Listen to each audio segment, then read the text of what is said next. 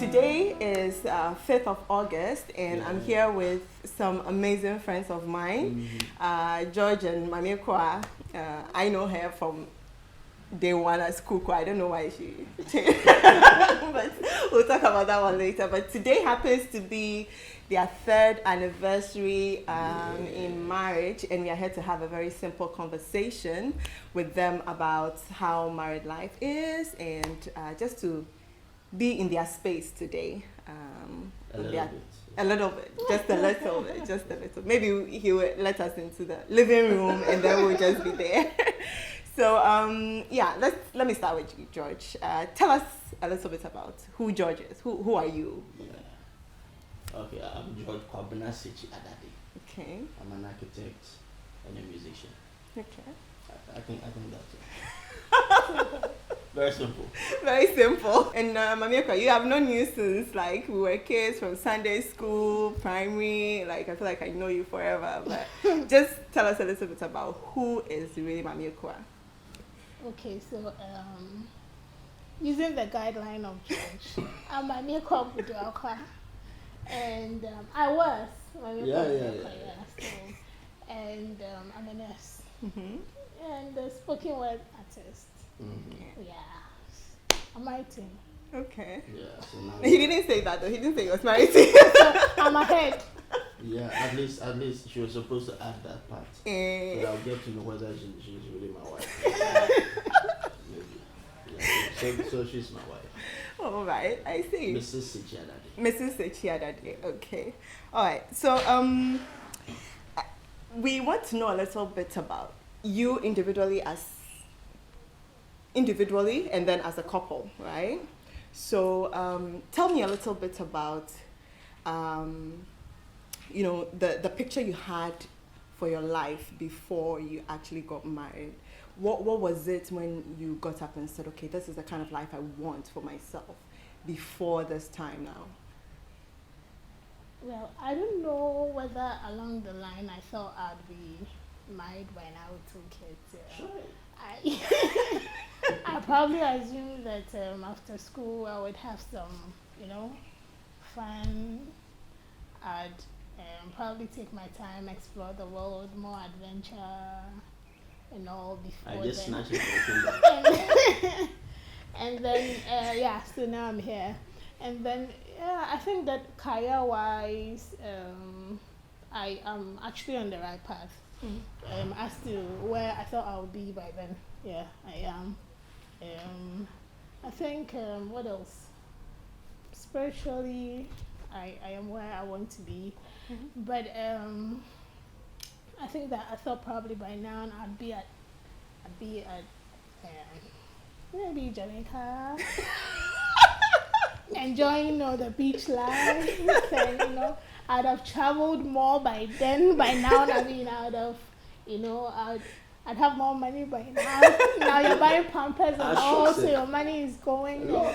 I think, but I mean, it's a beautiful picture when I see myself from the time I used to dream about marriage and all. Yeah, I think it's a beautiful picture now. Okay, George, what about you?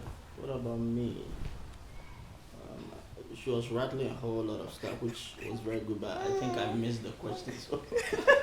Well, what was the picture you had growing up, up until now? Because so I remember way back GSTS campus. I remember one day, I think my 3rd year. Back in the day, it was SSS. Today is SHS. Yeah. So I'm the old guy. And I remember how I had planned my life right after GSTs. I'll travel to Canada, pursue architecture. By 25 or 26, I should have about 3 kids. By 29, I should at that time maybe have my PhD. That kind of stuff.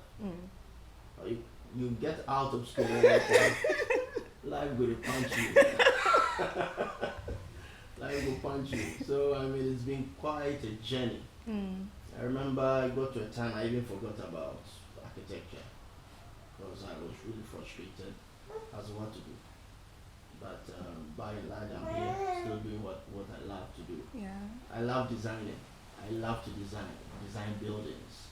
So whenever I see any rickety building, I'm offended because I feel it must be done and done well. You must be offended a lot looking at what we have in Ghana. The kind of buildings we have. Because the kind of buildings we have in Ghana So is I'm like... leading for a lot of offenses. but I mean that's just by the way. And aside that, I love art. I love art. I love nature.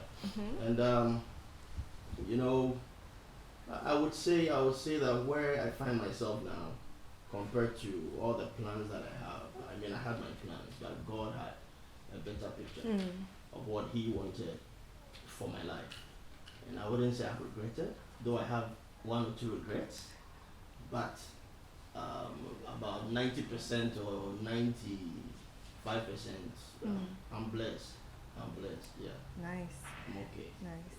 Well, we are having a nice conversation about their lives, Maame Ekuwa and George, and I'm here interviewing them on their 3rd year in marriage. And I realized, so I've known you two, I've known Maame Ekuwa for the most time, but I've known you two, and I realized that there's a period in your lives where you both moved, right? So I realized that movement became like a very significant part of probably your growing process. How would you describe that? Because I was with you in Cape Coast and we moved to Accra for different reasons. George, I know you were in China and you moved back to Ghana. Like, can you tell us a little bit about your moving process? What was it that really informed your decision? And would you say that you are here today also because of that particular move? I think I would like to start that one. Okay. So I remember during my stay in China, I mean, Charlie, I was doing alright, you know. In terms of the Chinese and money, I was alright. But one day I remember closing from work, go back home. I was having this studio apartment. It was a cool crib, and I realized I don't have a woman. And I remember telling God that I want to marry because I have all these stuff and I can't show anyone. But I also remember a very silly prayer I prayed, and I don't know whether it worked. I told God, because I've really had bad relationships back in the day as a result of my disobedience, you know. I can tell you of a fact, almost every woman I dated, I told God. And whenever God told me, she's not your wife, I'm already there. I mean, she's not your wife, but I'm there. I'm not moving away, you understand? So I ended up hurting myself all the time. And so I got to that point that I was really tired, and I told God, Child, I want you to, sort me out. And by and large, God told me to come home, which wasn't my ideal thing to do, but I came home. I never had plans living in Kaswa, because I wanted to either get back to Accra or Kumasi, but I ended up in Kaswa. She happened. But it was quite a process. It wasn't just immediately. Yeah. I remember one Sunday, we were just at the church entrance. I was talking to her big brother, Abeku, and this beautiful lady was approaching.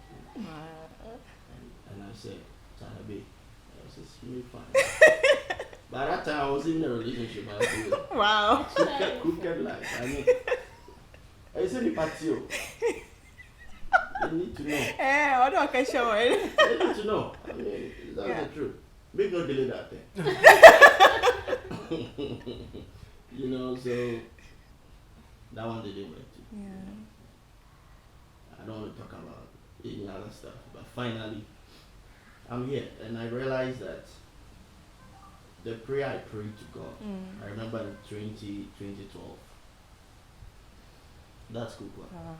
And for the very first time, God told me, this is your wife. I won't lie to you. I knew it. Was it like an audible voice, or was it a dream? I know how he my talks son, to me. my son. No. I know how he talks to me. Okay. Yeah, we have that kind of thing. Okay. Like God and myself. So when he said it, I knew.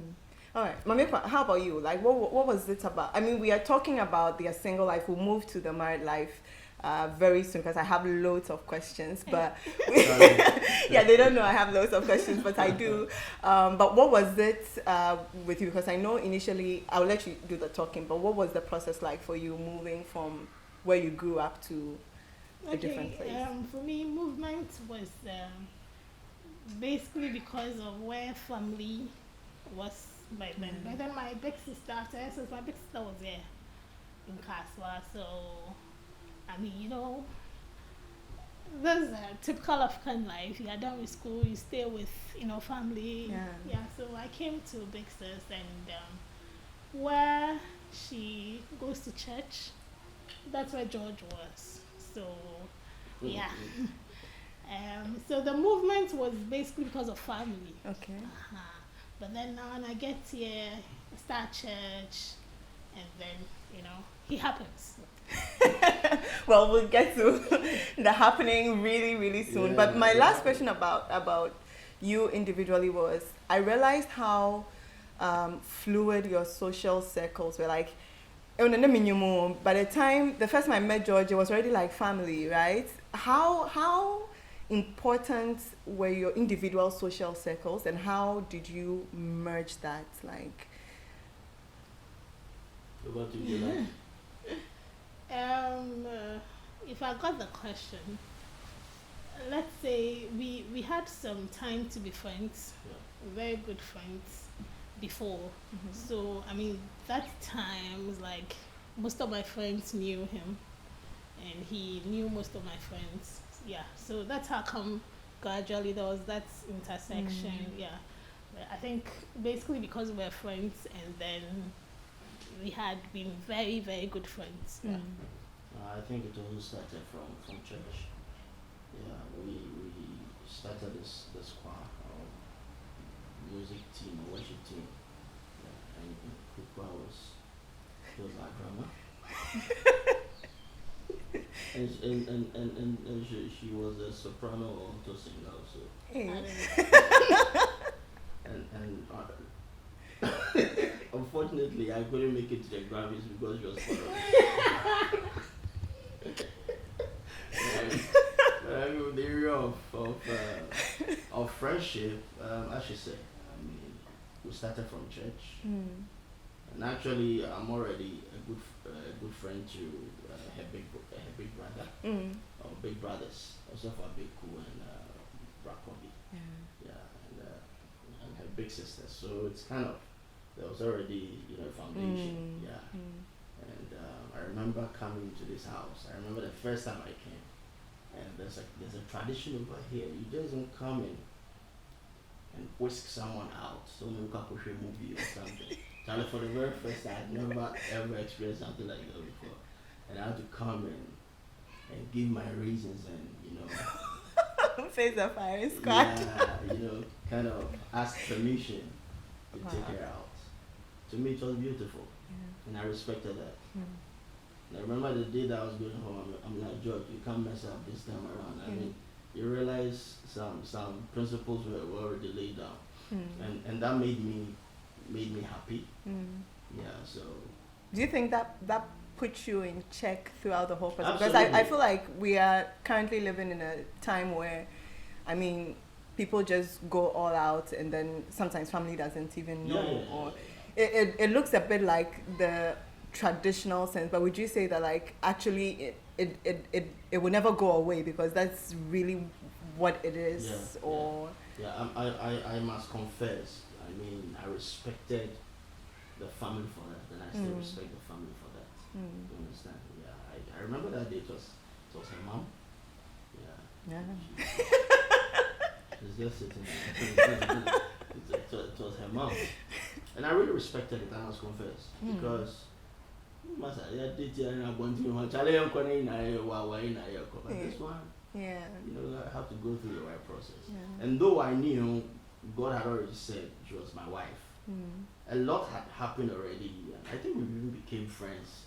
And she was like my psychologist, you know. I went to this young lady, and she was giving me big advice. So you have to do this and to do that. Are you sure she didn't take advantage of the process? She did. She But did. I was vulnerable. But I mean, you are vulnerable. It's true. She said that you're very vulnerable. I was very vulnerable, you know. But I mean. All rights reserved. Oh. I mean, that's it. Yeah, Okay. so. Nice. Well, how would you describe your preparation stage as singles? What was it that, at what point would you say that you started doing things differently? That, okay, like, I'm not a kid anymore. Like, I have a goal. I want to get married. Like, at what point did you start preparing yourself? And what kind of preparation did you go through? Like, the kind of physical, mental, like, how was your preparation stage like? Joanna. They told me bisa.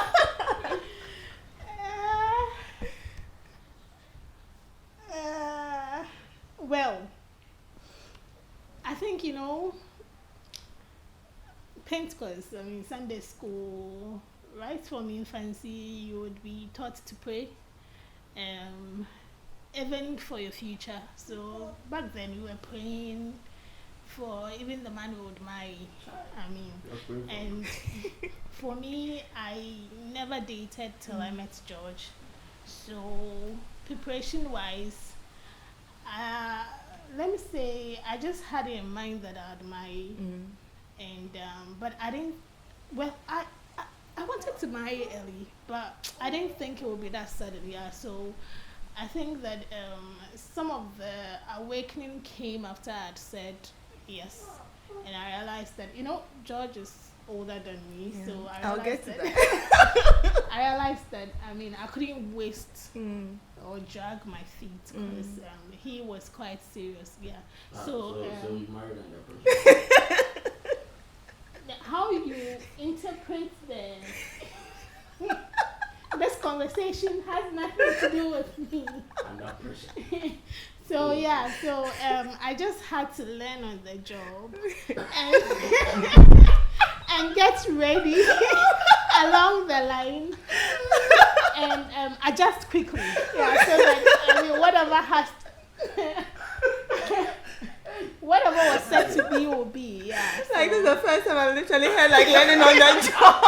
I had to learn on the job. Like I said, I didn't have any experience too. So all the mistakes, but I think I didn't even do quite bad. I didn't. So I had to just learn on the job. Nice. George, what was your preparation stage like? At what point did you come to the realization? You've already said it, like when you were in China, but how did you go through that process? How did I go through that? What were the kind of preparations you made, especially for you as also a man, coming, bringing a lady to? I would say I'll just connect it to the marriage. Okay. So I would say after making lots of mistakes, but you see, in all those pursuits, I was just looking for a wife. I must confess. I don't know, but I think. Okay, let me say this. I don't know. It's the literal translation. I love love. I love love. For some reason, and I think it also has a little bit connection with, or much more influence comes from my relationship with God. Okay, God is love, and when you pursue Him, you realize you have access to share. I hope you understand what I'm saying. Yeah, so I had lots of access in me. I wanted to share. And she was the beneficiary.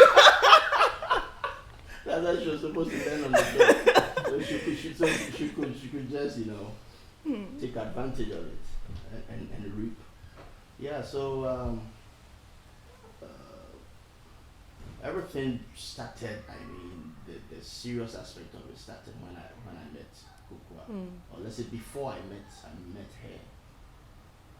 That was, you had already decided. I had already decided, and I had gone through a process, and that process made me work on myself almost like a year.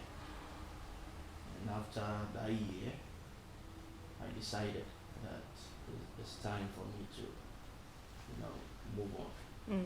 And I don't know, I got to at a certain age, somewhere 34, I I was really tired of being a single person, and I just hated the idea. Yeah, so I think that's where the whole thing started.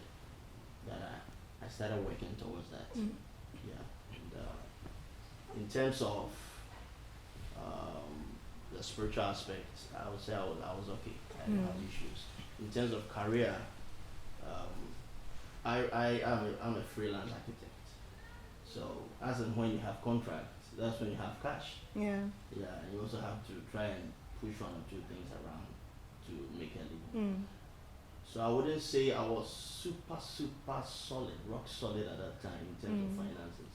But you see, when you make a decision and then that decision is right and is able to sort of be like stare in the face of God and tell God, hey, I'm ready. You make that way. You know?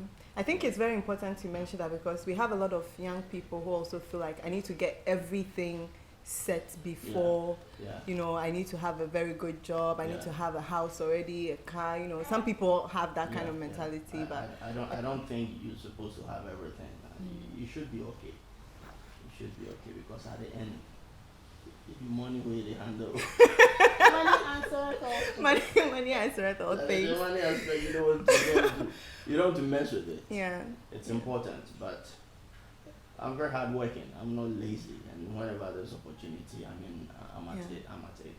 So I knew definitely I'll make it. I'll make it. So you know, coming back to Ghana itself was a little bit, you know, everything had to move on the other side because at this point I was very comfortable, stable, and everything. Coming back to an environment who's so unstable and bringing your stability and fine, you are down. You know, lots of bad investment here and there. So I ended up losing cash. You know, but I'm okay now. No, I just want to put some record that my husband can really talk. So that's very you may true. have to give him this time. Like this question is 1 minute. 1 minute. Yeah. So what has been the most important thing to you in this marriage? Yeah, so for me, it's the very first one is God. The second one is companionship, family, and our friendship. So it's not just we being a couple, but we are friends. She's my best friend. Oh, my best. She's my best friend. And ministry, you know, outside ministry, we pursuing whether it's business or careers in terms of education and all that. Yeah, because you see, the Bible says that a good man leaves inheritance even to the third and fourth generation. So I'm also working towards that. I don't want these guys to grow up and Charlie, you know, for us. Very fun. And I think, starting from God, and then I think most importantly the fact that we communicate a lot. So there isn't much I don't know. I think that's really interesting. much There is isn't everything. much. There isn't much she doesn't know. And I'm sure saying, so basically the fact that we talk about everything, and so it keeps us talking, and talking is what would let you always, you know, have the vibe running. So I think God, communication, and the fact that you see effort from each side. I mean, he's putting in a lot of effort. He tries. And then I equally try. So I think that those are the very important things that matter.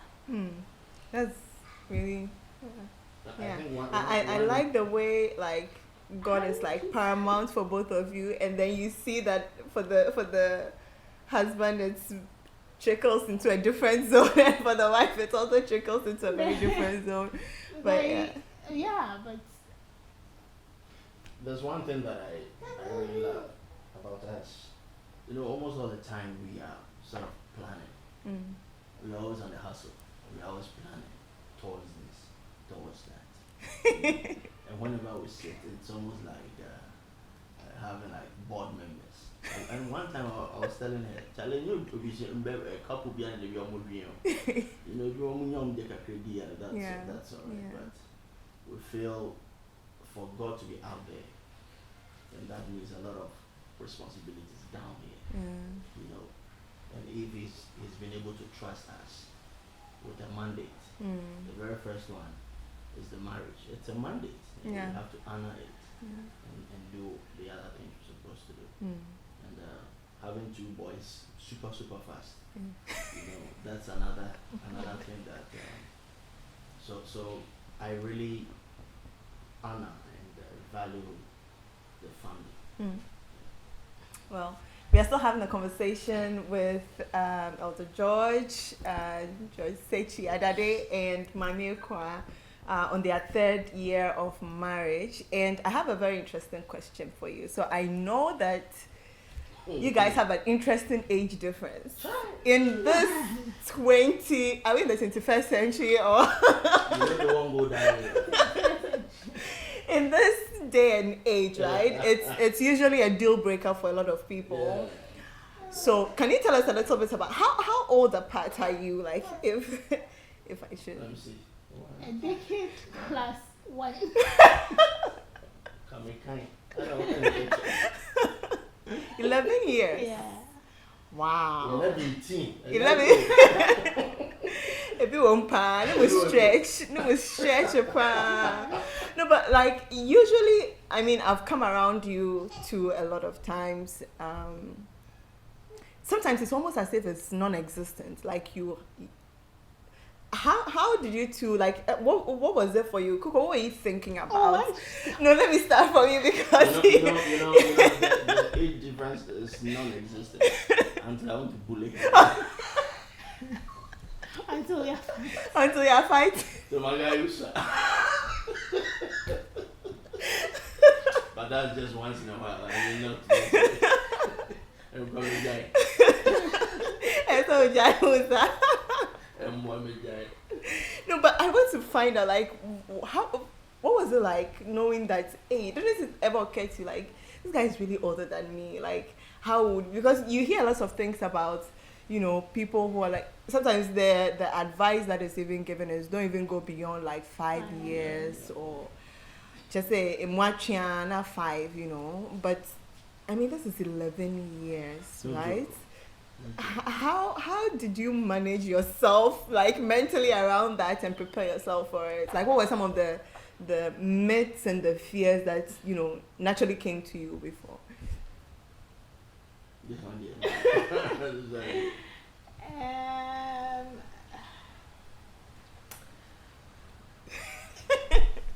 You know, I think growing up. Oh, I'm not under.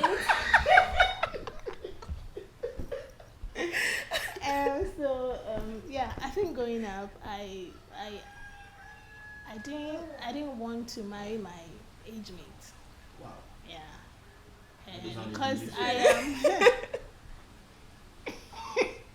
I am the last one. So I mean, everybody that has been very close, been, you know, senior.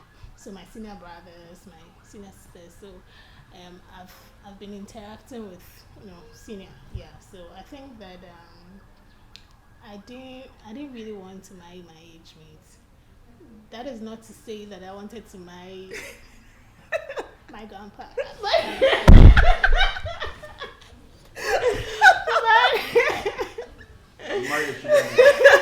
Sugar daddy. But when we met and were friends, I realized that I mean, when it comes to the age and then, you know, throwing it all over, he wasn't like that, because, you know, even at church he would mingle with the youth. He's that kind of person, talking with the teenage, you know, boys and girls and stuff. And then he was quite youthful. I mean, the kind of things that he would even wear, the shoe that he even wants to wear, and all. So I thought it was really engaging already. So Wow. Charlie, it dig me out. and I think that at one of our choir meetings, we were, at that time, we were just friends. And then something came up. And then out of nowhere, he's talking and he was like, touche. And I'm like, hey! You're so, this is not for your generation. So, I mean, yeah. So it made me like comfortable. Yeah. I think probably the touche even made me want to.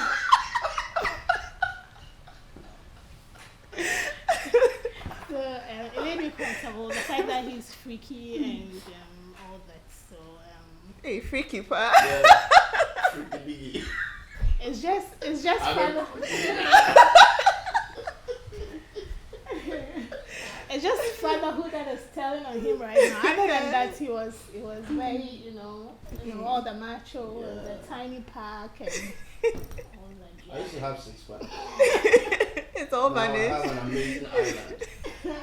Yeah, so it wasn't really a scare. And besides, like I said, we were flowing. Yeah. We were flowing a lot. So I didn't think that it would be a border. And generally, Missing Penny something though. I didn't demand you. I actually thought maybe when I marry my mate, Yeah. there will be a lot of don't do this or I'll do that. Don't do that. So I mean, having an older person would even tame me a bit. Yeah. George, what was it like knowing that you are going for? Yeah, so for the age aspect, I think is even the age aspect that made me a little bit hesitant at first. When God told me, because one, Charlie, it's not just the age, but the Bugraka family that I'm so close to them. I'm so close to Brakomi. Sister Joa, I respect her a lot. Brad John, I respect him a lot. So considering all these things, plus age, I'm like, vamos, just go. But I also knew that, one, because God says, and I'm bringing this God aspect because today's generation, we feel just out of impulse. I did feel I don't marry this person, so I go feel marry her. Then the next 5 months, they're on Facebook. I think I just fell out of love. Well, that's I don't know how to express it. I don't want to use any word, but God still chooses for us. He's a father. He's concerned about life, right? So if he's concerned about what I'll eat and where, my career is concerned about my health, my security, then he's super concerned about my spouse. He is. So for the very first time I knew when God said that's her for me. When I accepted, I knew that was it. And to tell you the truth, I'm a super masculine guy. It's only that now, taking care of, 2 boys. yeah, or packer me. I used to work out a lot. I'm always on the grind, So for me, I knew I was okay in that area. Yeah. But it was only in the area of maybe giving birth. I wasn't sure. Like, Charlie, you got to give birth. I'm going to trouble. Wow. So it means that's also like usually a worry for guys, not just. It is. You can do all the tune or the rush steps until you marry. Like, now reality has set in. Yeah, but amazingly, just go on a honeymoon and Thursday or something. Now the day's over.